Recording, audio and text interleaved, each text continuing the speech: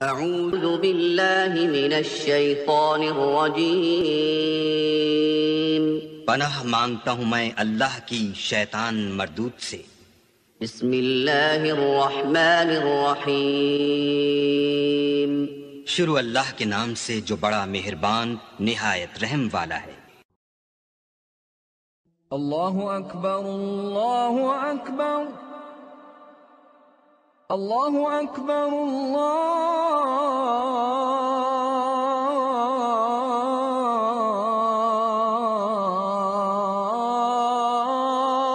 اکبر اشہد ان لا الہ الا اللہ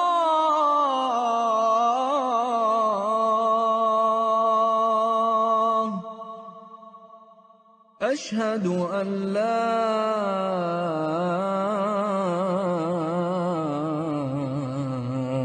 الہ الا اللہ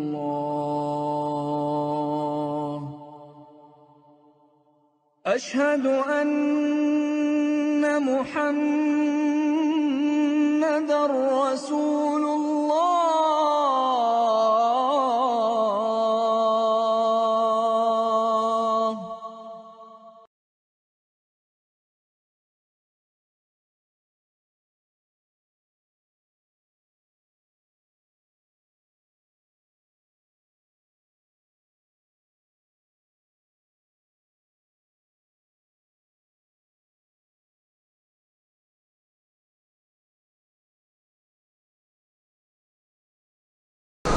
نحمده ونصلي على رسوله الكريم اما بعد فاعوذ بالله من الشيطان الرجيم بسم الله الرحمن الرحيم رب اشرح لي صدري ويسر لي امري واحلل عقدة من لساني يفقهوا قولي۔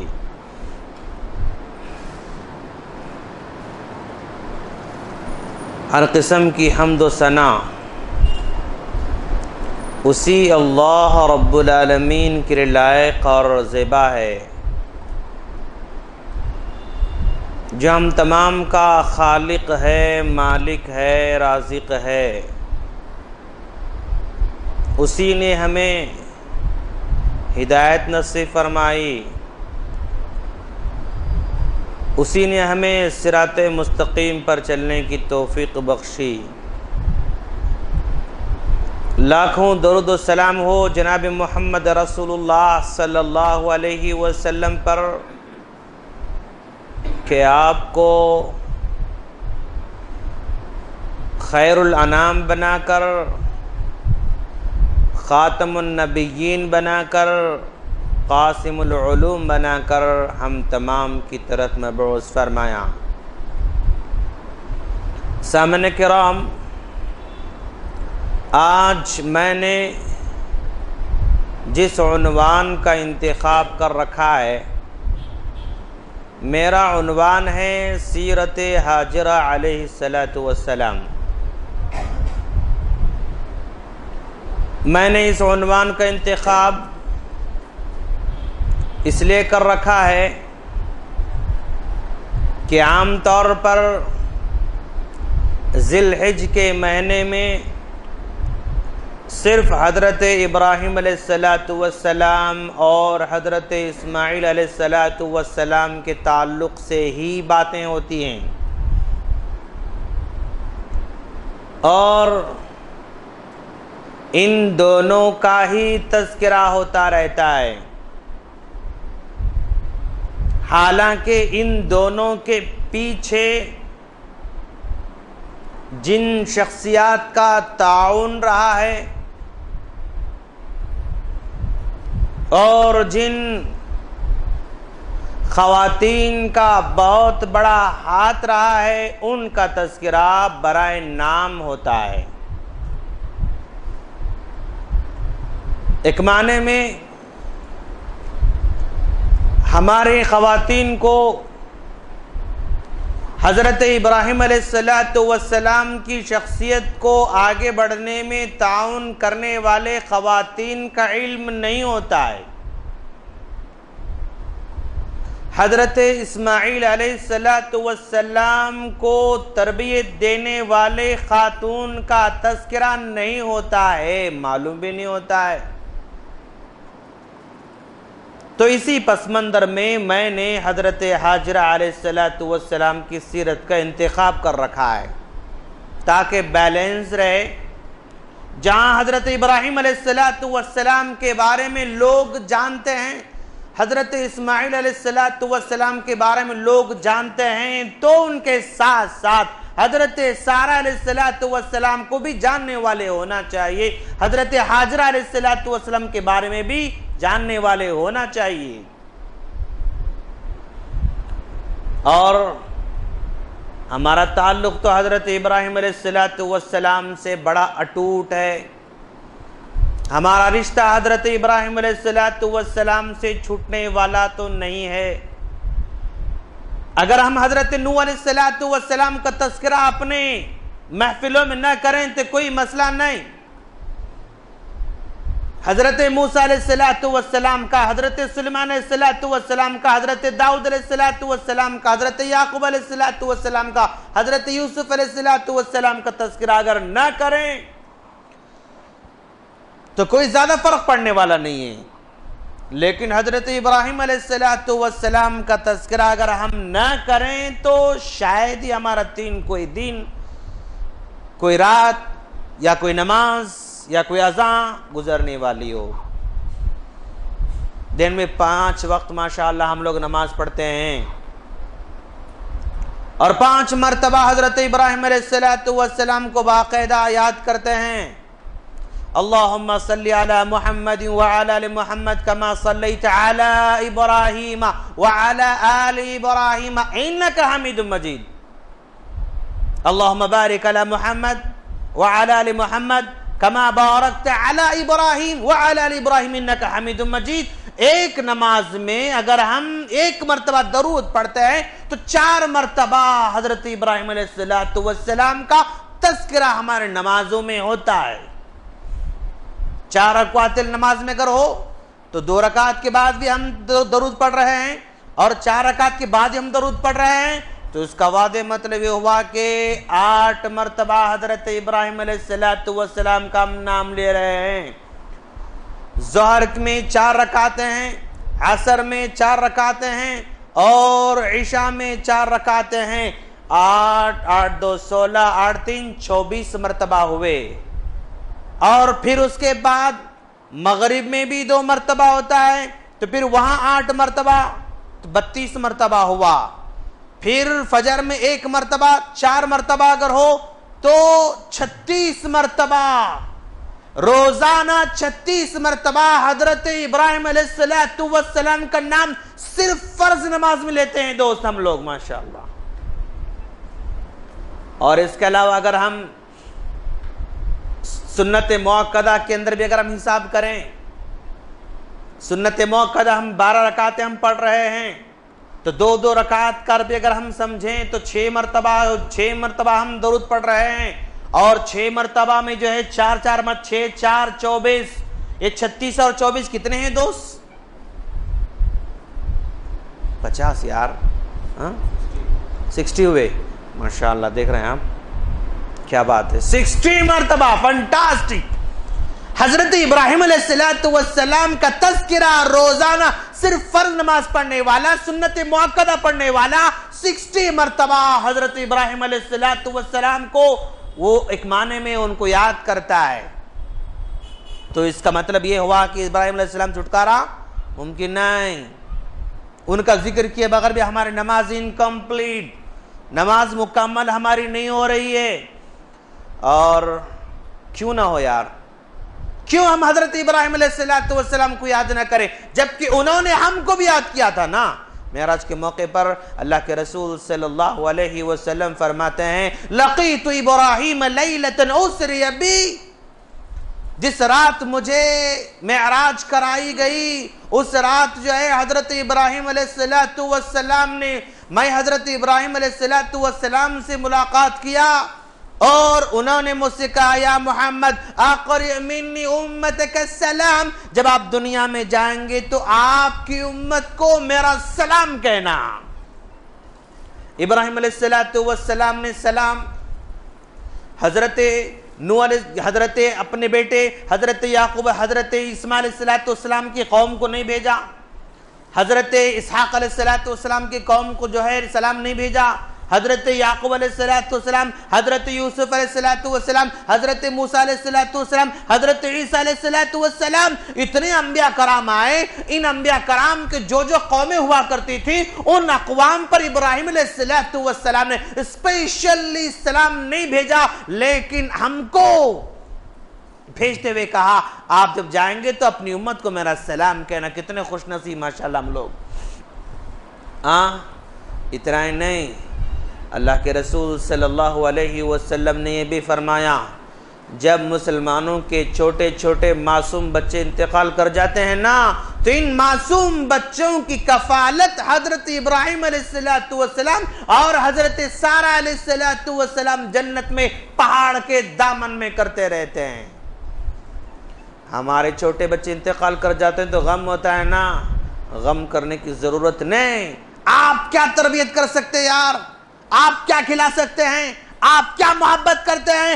ارے آپ سے کروڑوں درجے محبت کرنے والے ابراہیم علیہ السلام کریں گے اس بچے سے جو آپ کے ہاتھوں میں جان دے رہا ہے، جو آپ کے بغل، جو آپ کے گود میں دم توڑ رہا ہے۔ اس بچے کے بارے میں غم کرنے کی ضرورت نہیں، کیوں؟ وہ ابراہیم علیہ السلام کفالت میں جانے والا ہے، حضرت سارہ علیہ السلام کے کفالت میں بچہ جانے والا ہے۔ دوستو ابراہیم علیہ السلام نے جب اللہ تبارک و تعالیٰ کی اس توحید کے کلمے کو آپ نے بلند فرمایا تو آپ سب جانتے ہیں کہ آپ کی بات کو ماننے والے تو کوئی نہیں تھے اور آپ کی باتوں کو سننے والے بھی کوئی نہیں تھے اور آپ پر ایمان لانے والے بھی کوئی نہیں تھے۔ ایسے موقع پر آپ کی چچا زاد بہن، مورخین کے کہنے کے مطابق آپ کے چچا زاد بہن حضرت سارہ علیہ السلام ایمان لے کر آئے آپ کی باتوں پر، اور قوم میں سے کوئی بھی ایمان نہیں لایا۔ آپ کی جو ہے یہ چچا زاد بہن ایمان لے کر آئی تو حضرت ابراہیم علیہ السلام نے حضرت سارہ علیہ السلام سے نکاح کیا،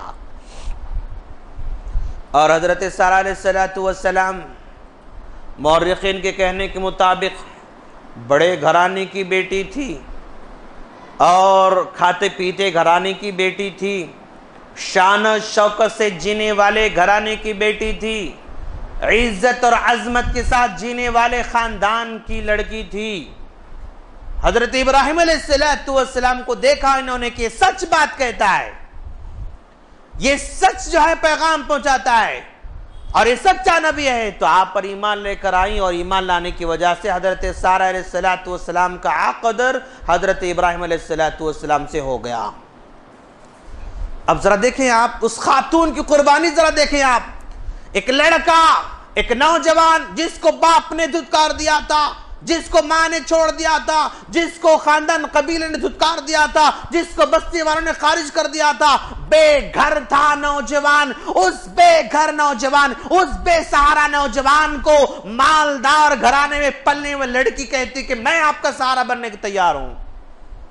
آج کی لڑکی ہے، ارے یار وہ تو ابھی بھی اسلام قبول کیا ہے، ہاں اس کے ساتھ کون رہیں گے، اس کو کون نکاح کرے گا، اس کے ساتھ میں کیسے زندگی بسر کروں؟ نہیں، ذرا دیکھو آپ کہ کیا قربانی دے رہی ہیں حضرت سارہ علیہ السلام، سب کو چھوڑا۔ جیسے ابراہیم علیہ السلام قسم پرسی کی زندگی بسر کر رہے تھے، ایسے قسم پرسی کی حالت میں ایک لڑکی ایمان لا کر اپنے دولت کو دھتکار دیتی ہے، ایمان لا کر اپنے خاندان کو ٹھکرا دیتی ہے، ایمان لا کر اپنے خاندان کی عزت اور عظمت کو ٹھکرا کر یہاں ایمان کے جو ہے سائے تلے جو آ رہی ہے۔ کیا قربانی نہیں ہے؟ کیا یہ عورتوں کے لیے عظمت کی بات نہیں ہے کہ بھئی کتنی عظمت والی بات ہے یار کہ ابراہیم علیہ السلام کو سہارا بننے والی خاتون اتنی قربانیاں دیکھ کر سہارا بن رہی ہے۔ اچھا سہارا تو بن گئے، دن گزر رہے ہیں اور اسی طرح دن آگے بڑھتے جا رہے ہیں، تو حضرت ابراہیم علیہ السلام نے سوچا کہ اب ہم یہاں سے جو ہے منتقل ہو جائیں کسی اور مقام پر۔ چنانچہ آپ نے مصر کا ارادہ کیا، مصر کو جانے کا ارادہ آپ نے کیا تو نکل کر چلے گئے، اور مصر کے ملک مصر میں جب داخل ہوئے تو وہاں کے بادشاہ کا طریقہ یہ تھا کہ اس کی سلطنت میں، اس کی حکومت میں جو بھی سب سے زیادہ حسین و جمیل عورت آتی تو فوراً اس پر جو ہے قبضہ کر لیتا، اس کو اپنے حرم میں داخل کر لیتا۔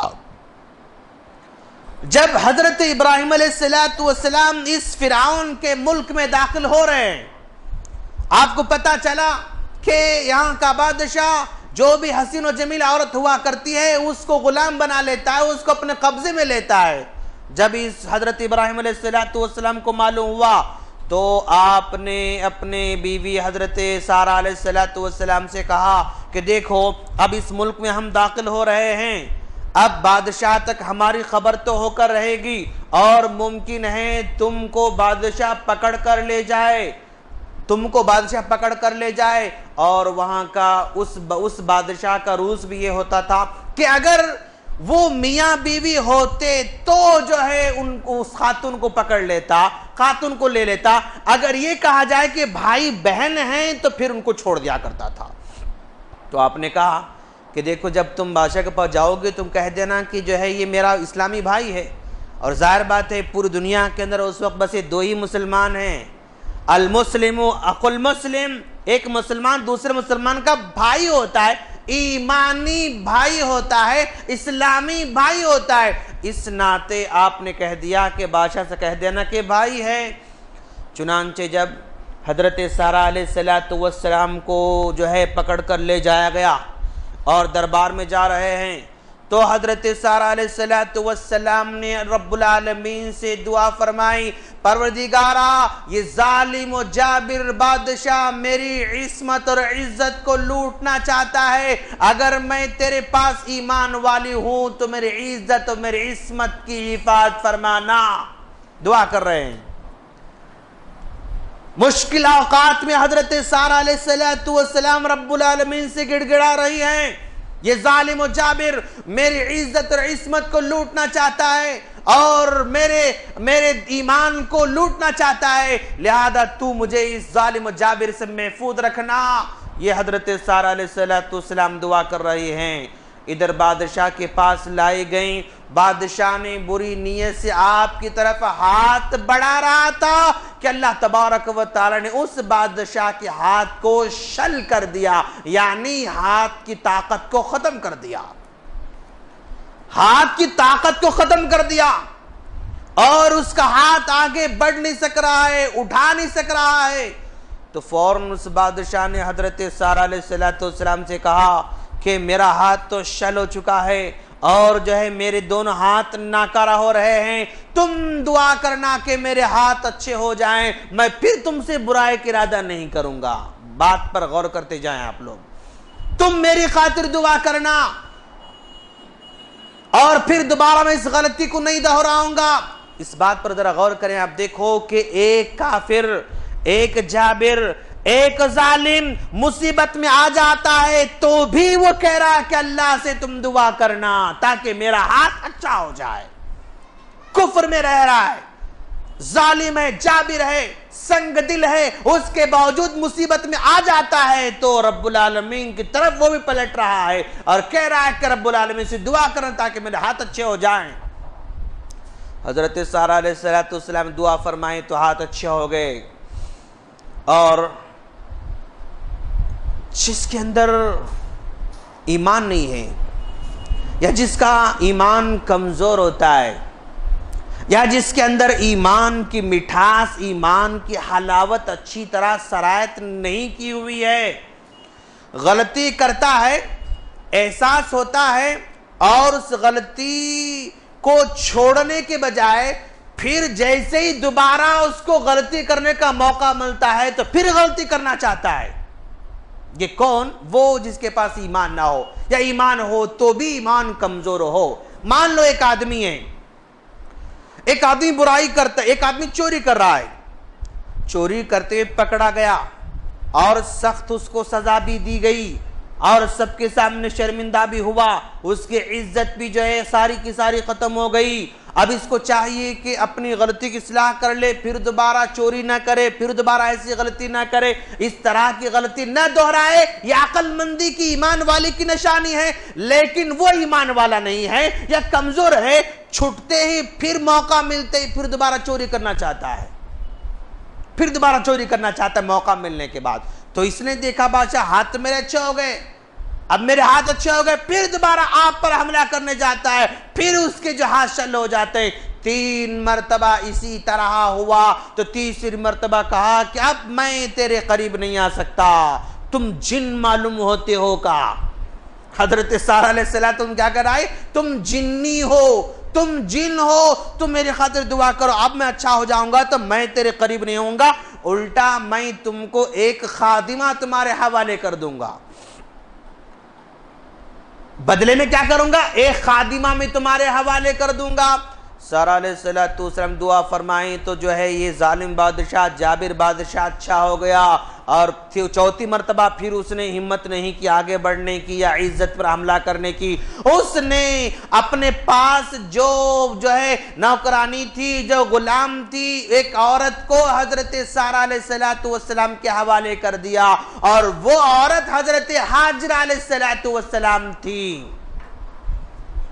جب آپ کے کفالت میں آ گئی، حضرت سارہ علیہ السلام کی خادمہ بن کر حضرت ہاجرہ علیہ السلام آ رہی ہیں، خادمہ بن کر، نوکرانی بن کر آپ کے پاس تشریف لا رہی ہیں۔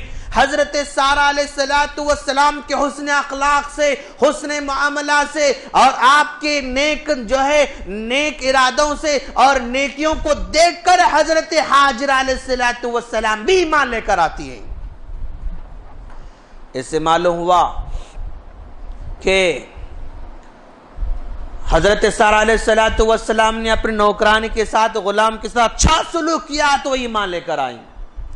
آج بھی اگر کسی کے پاس گھر میں نوکرانیاں کام کر رہی ہیں تو ان کے ساتھ حسن سلوک کرنا چاہیے، حسن معاملہ کرنا چاہیے، اچھے اخلاق سے پیش آنا چاہیے، ان کے جذبات کی قدر کرنا چاہیے، ان کے پریشانی کو سمجھنا چاہیے، ان کی تکلیف کو سمجھنا چاہیے۔ آپ کا اچھا سلوک اور آپ کا اچھا معاملہ سامنے والا اگر غلط بھی ہو تو سدھرنے پر مجبور کر دیتا ہے، غلط بھی ہو تو سدھرنے پر مجبور کر دیتا ہے۔ حضرت ہاجرہ علیہ السلام ایمان لے کر آتی ہیں، اور ایمان بھی لایا تو جو ہے حضرت سارہ علیہ السلام عمر بڑھتے جا رہی ہے اور ادھر اولاد کی خواہش بھی ہو رہی ہے، لیکن حضرت سارہ علیہ السلام کا اولاد نہیں ہو رہی ہے۔ تو حضرت سارہ علیہ السلام نے آگے بڑھ کر حضرت ابراہیم علیہ السلام سے کہا اگر آپ چاہیں تو یہ ہاجرہ جو ایمان لا چکی ہے اور اس وقت دنیا کے اندر کہیں بھی ایمان والی عورت نہیں ہے کہ جا کر اس سے نکاح کریں، پھر ان سے اولاد کی توقع رکھیں۔ دنیا میں کوئی ایمان والا نہیں ہے، بس ایک ایمان والی ہے، میں ایک ایمان والی ہوں، مجھ سے تو آپ نے ایک نکاح کر لیا ہے، بس یہ ایمان والی عورت ہے، اس سے آپ نکاح کر لیں، ممکن ہے ان سے اولاد ہو جائے، ممکن ہے ان سے اولاد ہو جائے۔ ذرا دیکھیں آپ، قربانی حضرت سارہ علیہ السلام دے رہی ہیں۔ ابراہیم علیہ السلام کی بھی خواہش تھی نا بھائی، ہاں میرا کوئی ایک جانشی ہونا چاہیے، اور میرے دین کو آگے بڑھانے والا میرا کوئی جانشی ہونا چاہیے، کوئی لڑکا ہونا چاہیے، میری اولاد ہونا چاہیے۔ ابراہیم علیہ السلام کیا ہر آدمی کو خواہش ہوا کرتی ہے، نکاح کے بندھن میں جب بھی بندہ آ جاتا ہے تو 1 سال کے بعد فوراً امیدیں شروع ہو جاتی ہے اور دعائیں شروع ہو جاتی ہے، اور خاص طور پر خواتین کو بہت زیادہ اس کی چاہت ہوتی ہے، جب دیکھو کچھ ہوا ماں، ارے تنگ کر دیتی ہے خواتین کو بیچاروں کو۔ اگر کسی کو 1 2 سال 3 سال لیٹ ہو رہا تو وہ کسی نئے مہمانوں کے پاس جانے سے شرماتی ہے، کسی کے پاس ملاقات کرنے جانے ڈرتی ہے۔ کیوں؟ جب بھی میں جاتی ہوں تو کچھ ہوا، یعنی وہ مینٹلی اس کو ٹارچر کیا جاتا ہے، مینٹلی اس کو پریشان کیا جاتا ہے۔ حضرت ہاجرہ علیہ السلام سے آپ نے نکاح کر لیا، اور جب نکاح کر لیا تو اللہ تبارک و تعالیٰ نے آپ کی دعائیں قبول فرمائیں، اور پھر حضرت حاجر علیہ السلام امید سے ہو جاتی ہیں، یہاں تک کہ آپ کو حضرت اسماعیل علیہ السلام جیسی بہت بڑی عظیم نعمت اللہ عطا فرماتا ہے۔ مورخین کے کہنے کے مطابق کہ جب حضرت حاجر علیہ السلام کو جب لڑکا ہوا حضرت اسماعیل علیہ السلام کی شکل میں، تو حضرت سارہ علیہ السلام کے دل میں ذرا سا ایک کھٹک محسوس ہوا، اس کو لڑکا ہوا مجھے نہیں ہوا، اب شاید حضرت ابراہیم علیہ السلام کا دل ان کی طرف زیادہ مائل ہو جائے گا، شاید حضرت ابراہیم علیہ السلام کا تعلق ان سے بہت زیادہ ہو جائے گا، شاید ان سے محبت زیادہ پیدا ہو جائے گی۔ اس طرح کی کھٹک حضرت سارہ علیہ السلام کے دل میں پیدا ہونے لگی کہ ان کا اولاد ہوئی اور مجھے اولاد نہیں ہوئی، شاید ابراہیم زیادہ ان سے محبت کرتے ہوں گے اب اس کے بعد، شاید ابراہیم علیہ السلام تو جھکاؤ ان کی طرف زیادہ ہوگا اس کے بعد۔ اس طرح کا خیال حضرت سارہ علیہ السلام کے دل میں پیدا ہونے لگا، تو اللہ تبارک و تعالیٰ یہ ثابت کرنا چاہتا تھا کہ ابراہیم ایسے ہی کسی دوسرے کو چاہنے والے نہیں ہیں، صرف رب العالمین کو ابراہیم علیہ السلام چاہنے والے ہیں۔ اس کے ثبوت پیش کرنے کے لیے اللہ تبارک و تعالیٰ نے حضرت ابراہیم علیہ السلام کو حکم دیا کہ جاؤ اپنی بیوی حاجرہ کو لے لو اور اپنے چہیتے بیٹے کو لے لو اور جا کر صحرا میں چھوڑ کر آ جاؤ۔ ابراہیم علیہ السلام کے بارے میں کہیں یہ خیال نہ پیدا ہو جائے کہ اولاد ہونے کے بعد محبت ان سے زیادہ ہونے لگ جائے گی، ان سے تعلق زیادہ ہو جائیں گے، نہیں، ابراہیم خلیل اللہ ہیں، اللہ کو دوست بنا رکھا ہے، اللہ سے بڑھ کر کسی سے محبت کرنے والے حضرت ابراہیم علیہ السلام نہیں، اولاد ہونے کے باوجود بھی حضرت سارہ علیہ السلام کو اللہ کے حکم سے لے جاتے ہیں اور صحرا میں چھوڑ کر واپس لوٹ کر آتے رہتے ہیں۔ تب حضرت سارہ علیہ السلام پوچھا کہاں جا رہے ہیں میرے سرتاج، کہاں جا رہے ہیں؟ اللہ امرک بہذا، آپ مجھے یہاں پر چھوڑ کر جا رہے ہیں تو کیا اللہ تبارک و تعالیٰ نے آپ کو ہمیں یہاں چھوڑ کر جانے کا حکم دے رکھا ہے؟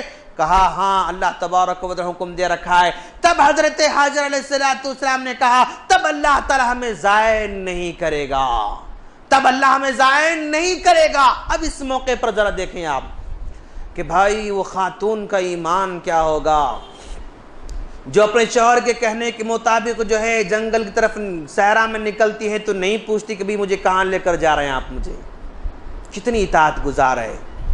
شوہر اپنے بچے کو لے کر بیوی کو لے کر سفر باندھ رہا ہے، بیوی نہیں پوچھ رہی کہ آپ مجھے کہاں لے کر جا رہے ہیں، کیوں لے کر جا رہے ہیں، کدھر ہم جا رہے ہیں، اور کتنے دن کے لیے ہم جا رہے ہیں، اور جانے آنے کے لیے ہمیں کچھ توشہ لینا ہے نہیں لینا ہے، کسی قسم کی انکوائری نہیں کرتے خاتون۔ کتنا بڑا بھروسہ اپنے شوہر پر، تو خاتون کو اپنے شوہر پر مکمل بھروسہ ہونا چاہیے۔ اگر ہم یہ بات کہیں تو ظاہر بات ہے خواتین یہی کہیں گے ہاؤ مل صاحب آپ بھروسہ کرو بول رہے ہیں، شوہر بھی ایسا ہونا چاہیے کہ بھروسے کے لائق ہو، وہ بھی ایسا ابراہیم علیہ السلام جیسا بن کر بتائے تب ہم بھروسہ کریں گے انشاءاللہ۔ آپ شوہروں کو ابراہیم علیہ السلام بننے کی تلقین نہیں کر رہے اور ہم کو حاجرہ بنو سارہ بنو، حاجرہ بنو سارہ بنو، بس ہم سے کہہ رہے ہیں آپ۔ بالکل صحیح بات ان کی، پہلے ہمیں ابراہیم بننا چاہیے، پہلے ہمیں اسماعیل بننا چاہیے، پہلے ہمیں ان کی صفات کا اپنانا چاہیے، پھر ان سے کہیں کہ تم ایک کرو، وہ ضرور کر کے رہے گی انشاءاللہ۔ ہم صرف سامنے والے کو سدھارنا چاہتے ہیں لیکن خود نہیں سدھرنا چاہتے ہیں، سامنے والے کو بتانا چاہتے ہیں لیکن اپنے آپ کو بتانا نہیں چاہتے ہیں، سامنے والے کو اچھا دیکھنا چاہتے ہیں لیکن خود اچھا بننا نہیں چاہتے ہیں۔ لے کر نکل گئے اور وہاں جائیں ادھر دیکھیں آپ کہ یہ خاتون کا بھروسہ اللہ تعالیٰ پر کیسے، جب اللہ تبارک و تعالیٰ نے یہاں چھوڑ کر جانے کا حکم دے رکھا ہے تو وہ ضائع نہیں کرے گا، اتنا بڑا بھروسہ۔ لو انکم تتوکلون علی اللہ حق توکلہ لرزقکم کما یرزق الطیر تغدو خماسا وتروح بطانا، تم اللہ پر ویسے بھروسہ کرو جیسے بھروسہ کرنے کا حق ہے، تم کو ویسے روزی دے گا جیسے پرندوں کو روزی دیتا ہے، صبح نکلتے تو خالی پیٹ نکلتے ہیں، واپس لوٹ کر آتے پیٹ بھر کر واپس لوٹ کر آتے ہیں۔ شوہر سے نہیں کہا کہ جی آپ چھوڑ کر جا رہے ہیں تو ہمارے تو نہ کھانا ہے نہ پانی ہے نہ یہاں پر کوئی آدمی ہے نہ جو ہے کوئی سایہ ہے، کچھ نہیں ہے، کہیں چھوڑ کر جائیں گے آپ؟ کیوں چھوڑ کر جا رہے ہیں آپ؟ ہم یہاں پر صحرا میں جو ہے مر جائیں گے؟ نہیں، کہہ رہے یعنی ظاہری طور پر there is no source، وہاں پر کوئی اسباب ہی نہیں ہے، اس کے باوجود اتنا بھروسہ۔ اسباب رکھنے کے بعد بھروسہ کرنا مشکل ہے آج کے دور میں، بنا اسباب کے بنا سورس کے بھروسہ اللہ ضائع نہیں کرے گا ہم کو۔ ارے یہاں پانی نہیں ہے، نو پرابلم، وہ دینے والا ہے۔ ارے یہاں سایہ نہیں، نو پرابلم، وہ ہمیں سایہ دینے والا ہے۔ کیا نہیں؟ اچھا پھر یہ بھی نہیں کہا، دیکھو اب ماں ایک خاتون کی جو ہے ایک دلی جذبات کو دیکھو آپ۔ ابراہیم علیہ السلام جا رہے ہیں نا، اور جب جا رہے تھے تو ماں نے یعنی حضرت سارہ علیہ السلام، حضرت حاجر علیہ السلام نے حضرت ابراہیم علیہ السلام سے یہ نہیں کہا کہ جی آپ جا رہے ہیں، آپ چھوڑ کر جا رہے ہیں، یہ معصوم بچہ اس کو تو لے کر جاؤ، کیوں میں یہاں رہ جاؤں گی لیکن یہ بچہ کیسے رہے گا؟ نہیں کہا۔ بچے کو اس حالت میں بھی اپنے آپ سے ماں جدا نہیں کرتی ہے یار۔ اس موقع پر جبکہ یہاں پر نہ کھانے کے لیے کھانا ہے نہ پینے کے لیے پانی ہے، کچھ نہیں، جو رہا سا کھجور ختم ہو جائے گا، جو رہا سا پانی وہ ختم ہو جائے گا، اس کے باوجود ماں کو یہی بھروسہ ہے کہ بچہ میرے پاس ہی رہے گا۔ عجیب، لے کر جاؤ نہیں کہا اپنے شوہر سے۔ ابراہیم علیہ السلام وہاں پر لوٹ کر چلے گئے۔ یہاں پر حضرت حاجرہ جو ہے اکیلی تنہا عورت رہ رہی ہے، صحرا میں رہ رہی ہے۔ وہ اس کی اندھیری راتیں کیسی ہوں گی اور اس کی تاریک رات کیسی ہوگی؟ اکیلی ماں، اکیلا بچہ، آس پاس میں کوئی نہیں، بھوک لگے تو کیا ہوگا، پیاس لگے تو کیا ہوگا، بخار آئے گی تو کیا ہوگا، کچھ پتہ نہیں یار۔ اور جب یہ ان کے پاس کا سارا جو ہے کھجور ختم ہو جاتے ہیں، پانی ختم ہو جاتا ہے، تو پھر جب بچہ پیاسا ہو جاتا ہے، بچہ بلکنے لگ جاتا ہے، اس بچے کو پانی پلانے کے لیے پانی تلاش کرنے جا رہی حضرت حاجر علیہ السلام۔ عجیب ہے یار، حضرت حاجر علیہ السلام لٹا دیا میدان میں، لٹا دیا میدان میں۔ ہاں، نہ اس کے لیے کوئی گدا تھا، مٹی پر لیٹا ہوا لڑکا تھا۔ اور وہ کہاں صحرا میں لیٹا ہوا ہے لڑکا؟ ارے صحرا کی دھوپ بھی کیسی 60 سینٹی گریڈ کی جو ہے وہاں پر گرمی ہے۔ یہ ہمارے پاس اگر 36 ہو جاتی ہے پھر ہم جو ہے ختم، یوں سمجھو آپ کہ کوئی باہر نکلنے کی ہمت نہیں کرتا ہے۔ 60 گریڈ کی جو ہے وہاں پر گرمی ہے، بچے کو گرمی میں لٹا دیا اور مارے ڈھونڈنے وہاں پر جا رہی ہیں۔ اور خاتون بھی کتنی ہمت والی، ذرا دیکھو آپ، آج کی اگر عورت اگر کوئی جو ہے بچہ بیمار ہو جائے تو گھر میں روتے دھوتے بیٹھ جاتی ہے، اس کا متبادل کیا ہوگا، اس کا حل کیا ہوگا، اس کا سولوشن کیا ہوگا، بہت کم سوچتی ہے عورت۔ حل وہاں پر خود سوچ رہی ہے، روتے دھوتے نہیں بیٹھی، یہ صفا میں جا رہی ہے، وہاں پر کچھ پانی نظر آئے گا کیا؟ ارے آپ اب تک کوئی نہیں گزرا، آپ کیسے گزر سکے گا؟ پھر بھی جا رہی ہے، مروہ جاتی، صفا مروہ 7 مرتبہ جو ہے چکر کاٹ رہی ہیں، کوئی نظر نہیں آتا، اس کے باوجود بھی پھر اس امید پر کہ کوئی دکھ گیا تو میں پانی لے لوں گی۔ حضرت حاجر علیہ السلام اپنے بچے کے لیے پانی ڈھونڈ رہی تھی، اللہ تبارک و تعالیٰ نے ان کی قربانیوں کو دیکھ کر، ان کے اس توکل کو دیکھ کر اللہ نے حضرت حاجرہ کو زمزم دے دیا۔ پانی مانگا تھا نا، کیا دیا؟ زمزم دیا۔ بھروسہ کرو اس پر۔ کیسے بھروسہ کیا حضرت حاجر علیہ السلام نے؟ اللہ ضائع نہیں کرے گا یار، بھروسے کا بدلہ پانی کے بعد زمزم دیا۔ آج بھی اگر ہم بھروسہ کریں تو ہم اگر صرف پیشن کا بھروسہ کریں تو اللہ تعالیٰ ممکن ہے پلسر دلا دے ہم کو، انشاءاللہ پاسبل ہے نا۔ ٹویٹا کی امید کرے تو انشاءاللہ ہو سکتا ہے BMW دلا دے، اللہ تعالیٰ دلا گا انشاءاللہ۔ بھروسہ مکمل کامل بھروسہ اللہ تعالیٰ پر ہونا چاہیے۔ اچھا، اور ایک دیکھو اللہ تعالیٰ کی کیا کہتے ہیں اس کو، اس کی کیا کہتے قدرت کا عجیب منظر نظر آ رہا ہے ہم کو کہ بھائی انسان جس راستے پر روزی تلاش کرنے نکلتا ہے، حضرت حاجر علیہ السلام نے پانی کو تلاش کرنے کہاں چلے گئی؟ صفا چلی گئی۔ मरवा गए, सफ़ा मरवा सफ़ा मरवा, यहाँ गई ना। अल्लाह तबारक व ताला जहां वो कोशिश कर रही है वहां पानी नहीं निकाला, बल्कि इन दोनों मकाम को छोड़कर जहां हजरत इस्माइल लेटे हुए थे वहां पर अल्लाह ताला ने पानी दिया। क्या ये पॉसिबल नहीं था कि सफा पर जो है कोई फवारा शुरू कर दे? क्या पॉसिबल नहीं था कि मरवा पर कोई फवारा शुरू कर दे? पॉसिबल था, लेकिन जहां इंसान ढूंढता है वहां हमारा रोजी होना जरूरी नहीं, किसी और जगह से अल्लाह हमको रोजी देता है। इसका दूसरा मतलब यह हुआ कि हम जहां स्ट्रगल कर रहे हैं, जहां कोशिश कर रहे हैं, वहां अगर कुछ नहीं मिलता है तो अफसोस करने की या जो है नाउमीद होने की जरूरत नहीं, किसी और मकाम से अल्लाह रोजी पहुंचा कर रखता है। ये फोन बज रहा है, जरा किसका है देखो। तो जहां हम कोशिश कर रहे हैं उससे हट कर किसी और मकाम से अल्लाह रोजी देता है। वयरज़ुक़हु मिन हैसु ला यहतसिब, अल्लाह उस मकाम से रोजी देता है जहां से गुमान भी नहीं होता है। हजरत हाजरा गुमान नहीं था कि वहां पर पानी निकलेगा, लेकिन वहां अल्लाह रोजी दे रखा। और जमजम माउ जमजम लिमा शुरिब लहू, अरे जमजम का पानी तो वह है जिस मकसद के लिए पिया जाता है वो मकसद पूरा हो जाता है। जमजम पीने से पहले आपने नियत कर ली कि अल्लाह मुझे अच्छा इल्म अता फरमा, तो अल्लाह ताला मुमकिन है आपको अच्छा इल्म अता फरमाएगा।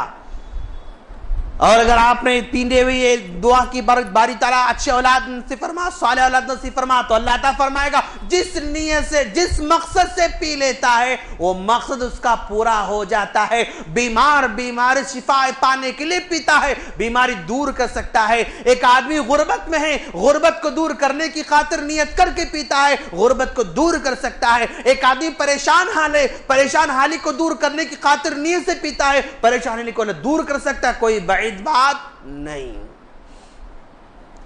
अच्छा, मेहनत एक जगह हो रही थी, रोजी एक जगह अल्लाह ने अता फरमाई, तो इसका मतलब ये हुआ कि हम जहां मेहनत करते हैं वहीं पर रोजी मिलना जरूरी नहीं है, किसी और मकाम से अल्लाह हमको रोजी देता है।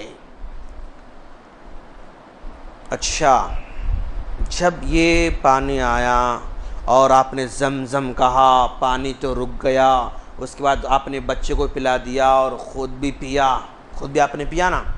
चंद दिनों के बाद फिर वहाँ से कबीला गुज़र रहा था, जुरहुम, कबीला जुरहुम वहाँ से गुज़र रहा था।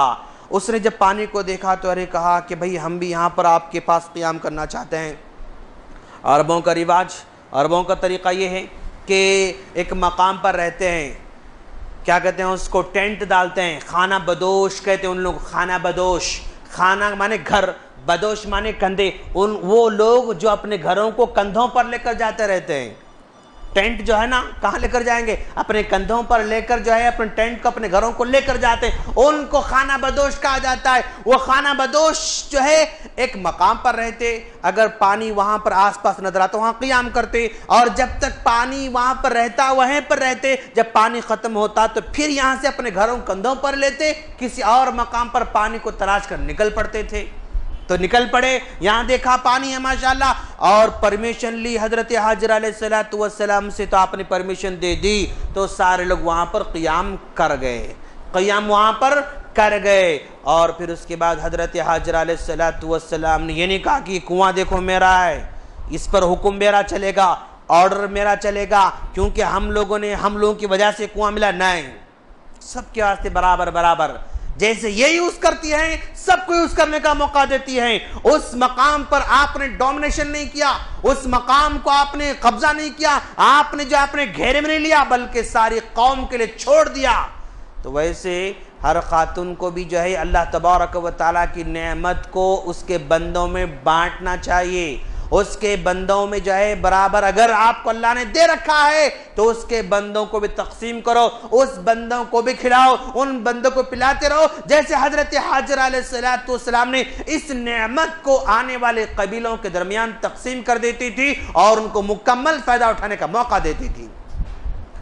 अच्छा, फिर हजरत इस्माइल अलैहिस्सलाम आगे बढ़ रहे हैं। अच्छा, अगर देखो आप हाजरा अलैहिस्सलाम अपने बच्चे को क्या सिखा रही, कैसी तरबियत देती होंगी यार। वहाँ पर ना कोई मदरसा था, ना वहाँ पर कोई मौलवी साहब थे आकर पढ़ाने वाले, न ट्यूशन पढ़ाने वाले थे।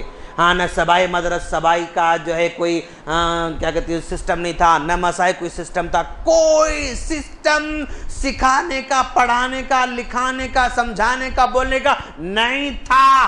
سب کچھ وہاں پر کون تھی؟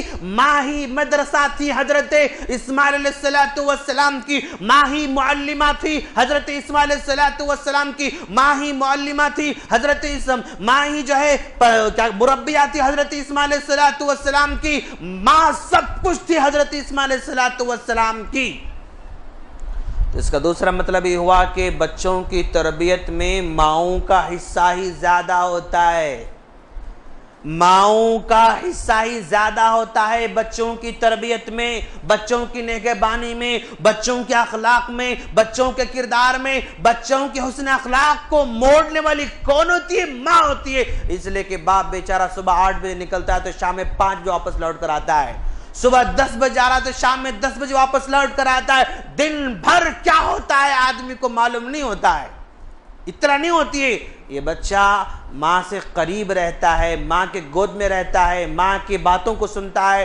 تو آج بھی جنریشن ہمارا وہی ہے نا، ہاں مان لو اے باپ ہے، یہ ماں ہے۔ آج کا بچہ اپنے ساری چیزیں اپنی ماں کو ہی شیئر کرتا رہتا ہے۔ امی ابو سے بولنا ذرا آپ دیکھ 200 روپے دو، بول کے کس کو بول رہا ہے؟ امی کو بول رہا ہے، ابا کو نہیں بولتا ہے۔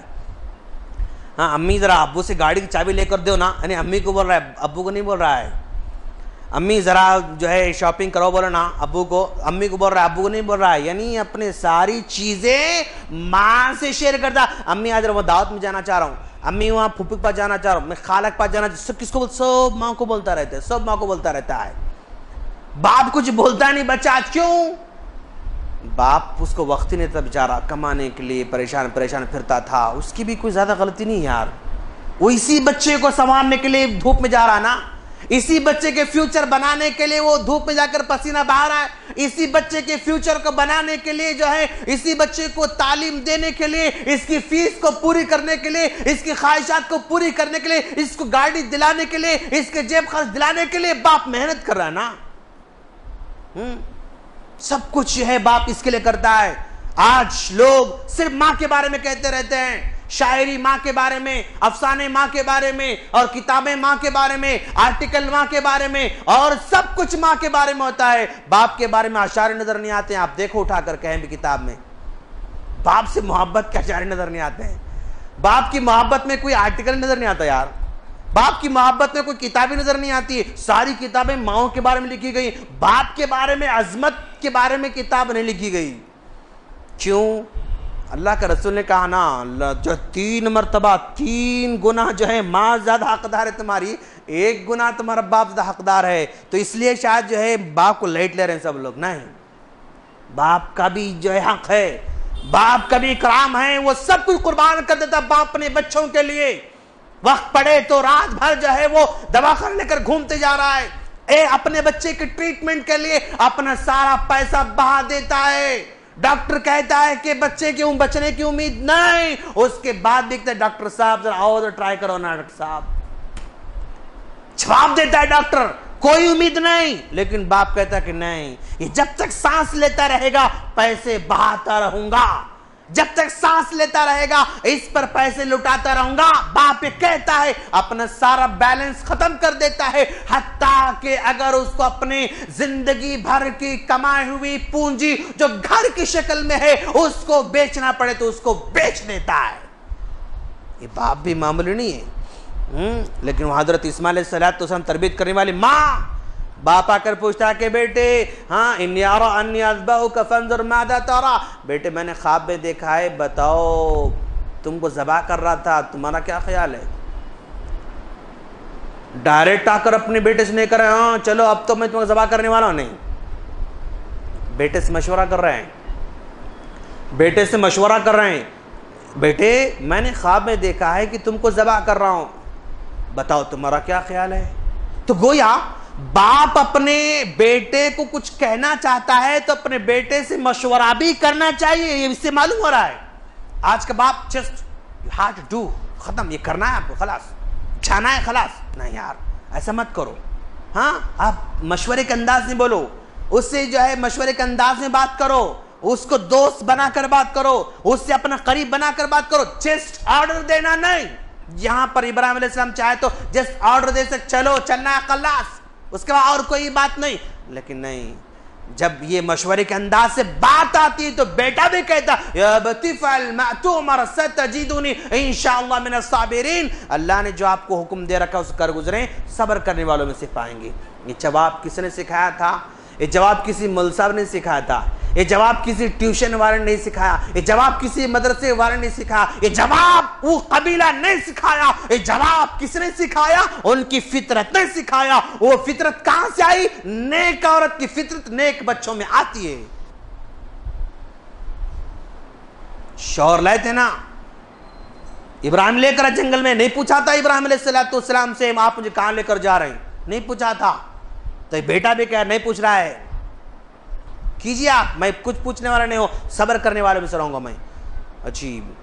اور یہ بھی خبر ہوئی کہ بھئی ان کو ذبح کرنے لے کر جا رہے ہیں تو حضرت حاجر علیہ السلام نے واویلا نہیں مچایا, بس ایک آنکھوں کا تارا ہے, ایک جو ہے ہمارے آنکھوں کی ٹھنڈک ہے, یہ ہمارا راج دلارا ہے, بڑی منتوں کے بعد مرادوں کے بعد یہ ہوا ہے, یہ بڑھاپے کا سہارا ہے, یہ بڑھاپے کی لاٹھی ہے, اس کو ذبح کریں گے تو فیوچر کیا ہوگا؟ نہیں, کچھ نہیں سوچا حضرت حاجر علیہ السلام نے. اللہ کا آرڈر ہے خلاص, اس بچے قربان کر دو جس بچے کو انہوں نے پانی پلانے کے لیے 7 چکر کاٹے تھے, اس بچے کو پانی پلانے کے لیے یہ دھوپ میں بھاگ رہی تھی, اس بچے کو پانی پلانے کے لیے پہاڑ کو چڑھتے اترتے رہا تھا, اس بچے کو اپنے گود میں پالا تھا, اس بچے کو سینے سے لگا رکھا تھا, اس بچے کو دھوپ لگتی تو خود دھوپ کھاتی لیکن بیٹے کو چھاؤں دیتی تھی ماں. اور ماں کہہ رہی کہ جب اللہ کا حکم ہے تو ٹھیک ہے, قربان کر دو اس کو, قربان کر دو اس کو. عجیب. حاجرہ علیہ السلام میں اللہ کا حکم جب آتا ہے تو خلاص. آج کی ماں, بھائی ہمارے بچے کو عالم بنانا ہے مول صاحب, حافظ بنانا ہے, ایسا حافظ بنانا چاہ رہے ہیں آپ, عالم بنانا چاہ رہے ہیں, تو اچھا مدرسہ باجی یہاں سے جو ہے 400-500 کلومیٹر کی دور پہ ہے, ہاسٹل میں ڈالنا پڑتا اس کو. ای مول صاحب ایسا نہیں ہو سکتا, ہاسٹل میں نہیں ہو سکتا میرے بچے کو, وہاں کیا کھائے گا, کیسے رہے گا, کیا نہیں, ہاسٹل میں نہیں ہو سکتا. اگر آپ اپنے بیٹے کو ہاسٹل میں ڈالنا نہیں چاہتے ہیں تو پھر آپ کوئی بڑا عالم نہیں بنا سکتے, پکا لکھ کے رکھو. آپ خواتین اگر یہاں موجود ہے تو لکھ کر رکھ لیں, جب تک آپ اپنے بیٹے کو جدا نہیں رکھیں گے بڑا بندہ, بڑا آدمی نہیں بنا سکتے. آپ قربانی دینا پڑتا ہے, آپ کو قربانی دینا پڑتا ہے, آپ کو قربانی دینے سے ہی بچہ بڑا بن سکتا ہے.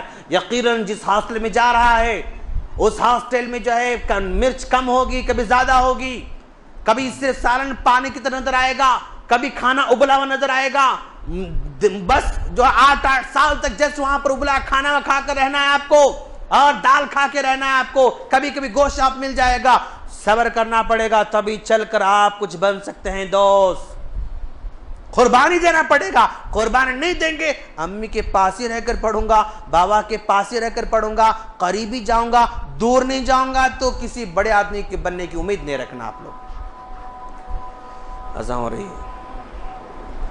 اللہ اکبر, اللہ اکبر.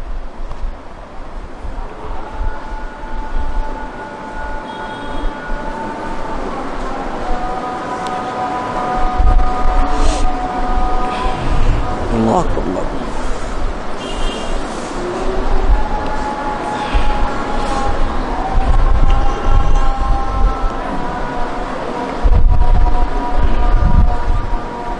لا الہ الا اللہ.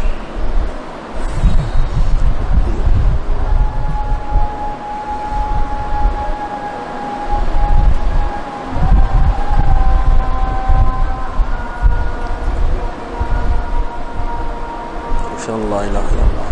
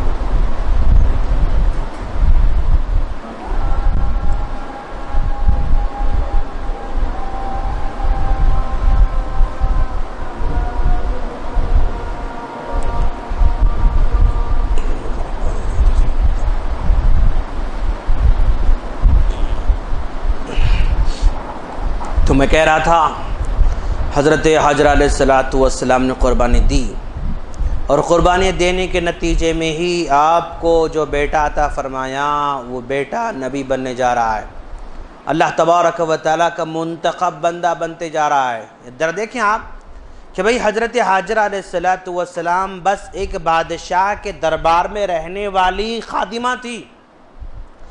بادشاہ کے گھر میں رہنے والی خادمہ جب ایمان لے کر آتی ہیں تو وقت کے نبی کی بیوی بن جاتی ہیں، اور وقت کے نبی کی بیوی بننے کے بعد صبر کرتی ہیں، شکر بجا لاتی ہیں، تو ایک نبی کی ماں بھی بن رہی ہیں، نبی کی ماں بن رہی ہیں۔ اللہ تبارک و تعالیٰ کیسے عزت دیتا ہے، کیسے رتبے کو بڑھاتا ہے، کیسے بندے کے اکرام کو بڑھاتا ہے۔ اللہ تبارک و تعالیٰ یہ نہیں دیکھتا کہ یہ غلام کے خاندان کی لڑکی ہے، اللہ یہ نہیں دیکھتا کہ یہ جو ہے کسی بس نچلے طبقے کی، نہیں، ایمان بندہ لے کر آتا ہے تو اللہ تعالیٰ اس کو بڑے سے بڑا بنا دیتا ہے، اس کو بڑے سے بڑا بنا دیتا ہے۔ اور ذرا دیکھیں آپ کہ حضرت ابراہیم علیہ السلام نے دوسرا نکاح کیا، ہاں دوسرا نکاح کرنے کے بعد جو ہے کیا کہتے ہیں اس کو، اللہ کے رسول صلی اللہ علیہ وسلم بھی حضرت ابراہیم علیہ السلام کی دوسری بیوی کے نسل میں سے ہیں۔ حضرت حاجرہ کتنا بڑا مقام ہے کہ آپ کے بطن سے جو نسل آگے بڑھتی جا رہی ہے اس نسل میں اللہ کے رسول صلی اللہ علیہ وسلم کو بھی پیدا کیا جا رہا ہے۔ ابراہیم حاجرہ علیہ السلام معمولی شخصیت نہیں، معمولی پرسنالٹی نہیں کہ بھئی آپ کے خاندان میں، آپ کی نسل سے، آپ کے بطن سے چلنے والی نسل میں اللہ کے رسول صلی اللہ علیہ وسلم کو اللہ تعالیٰ پیدا فرما رہا ہے۔ اور خواتین اس موقع پر ذرا سا رک کے غور کریں کہ اگر کوئی آدمی دوسرا نکاح کر لیتا ہے تو بیچاری خواتین ہنگامہ مچا دیتی ہیں، ہنگامہ مچا دیتی ہیں، یہ بے وفائی ہم سے کر گئے، ہاں ہمیں کون سی کمی تھی کہ دوسرا نکاح انہوں نے کیا ہے، ہم نے کون سی بے وفائی کی کہ وہ ہم سے بے وفائی کر رہے ہیں۔ جب غریب تھے ہم نے ساتھ دیا، جب فقیر تھے ہم نے ساتھ دیا، جب مشکلات میں تھے ہم نے ساتھ دیا، اب ذرا پیسے آئے کہ نہیں اب یہ دوسرا نکاح کرنے چل پڑے۔ ہاں یہ دوسرا نکاح کرنا بے وفائی، غداری اور سب سے بڑا گناہ تصور کر رہے ہیں آج کی خواتین۔ کچھ خواتین یہاں تک کہنے پر راضی ہیں اگر یہ جا کر بدکاری کر کے آ رہے ہیں تو ہمیں کوئی اعتراض نہیں، لیکن شادی نہیں کرنا۔ یعنی کتنا ذہن عجیب ذہن ہے، یہ غلط کام کر کے آ رہے ہیں، نو پرابلم، ویلکم، کوئی بات نہیں، لیکن صحیح کام کر رہے ہیں تو رکاوٹ، صحیح کام کرو تو جو ہے غصہ آ رہا ان کو۔ ہاں اگر یہ دوسرا نکاح کرنا یعنی غلط ہوتا، صحیح نہیں ہوتا تو پھر حضرت ابراہیم علیہ السلام بھی دوسرا نکاح نہیں کرتے۔ اگر آپ دوسرا نکاح نہیں کرتے تو پھر اللہ کا رسول پتہ نہیں کس خاندان میں پیدا ہوتے تھے۔ یہ معمولی بات نہیں ہے، یہ ساری باتیں ایسی نہیں، اس کو سمجھنے کی ضرورت ہے، اس کو، ہاں یہ فطرت ہے خاتون کی، یہ فطرت ہے عورت کی، اس کو تکلیف ہوتی ہے۔ کیوں؟ اللہ کے رسول صلی اللہ علیہ وسلم کے ازواج مطہرات میں ایک دوسرے سے جو ہے انبن ہوا کرتی تھی، ایک دوسرے کے سوتنوں کے بارے میں غصہ آیا کرتا تھا۔ اللہ کے رسول صلی اللہ علیہ وسلم اس بیوی کے پاس ہیں، اب جو ہے کبھی اس بیوی کے پاس سے کوئی تحفہ آتا، جبکہ آپ اس بیوی کے پاس رہتے تھے تو وہ تحفہ مار کے توڑ دے رہے ہیں، غصہ تھا نا ان کے پاس۔ ہاں نبی میرے پاس ہیں تو انہیں تحفہ بیچتی، کیسا بیچتی؟ مار دیا تو کٹورا نیچے گر گیا، ٹوٹ گیا۔ اللہ کا رسول نے کہا اب کٹورا نیا ان کو دینا پڑے گا، نیا کٹورا ان کو دینا پڑے گا۔ تو یہ عورت کے اندر یہ ہے، یعنی آدمی یہ بھی نہیں ماننا کہ بھئی یہ اگر یہ خاتون اگر واویلا مچا رہی ہے، چیخ رہی ہے، چلا رہی ہے، لڑائی جھگڑا کر رہی ہے، غصہ اتار رہی ہے تو اس عورت کو غلط نہ سمجھے آدمی۔ کیوں؟ وہ اس کی فطرت ہے، یہ اس کی عادت ہے، یہ اس کی جبلت میں ہے، وہ برداشت نہیں کر سکتی ہے، اس کو مان کے چلنا پڑے گا۔ ہاں تو میری بات نہیں مانتی، جا تجھ کو میں چھوڑ دے رہا ہوں، میں نہیں یار۔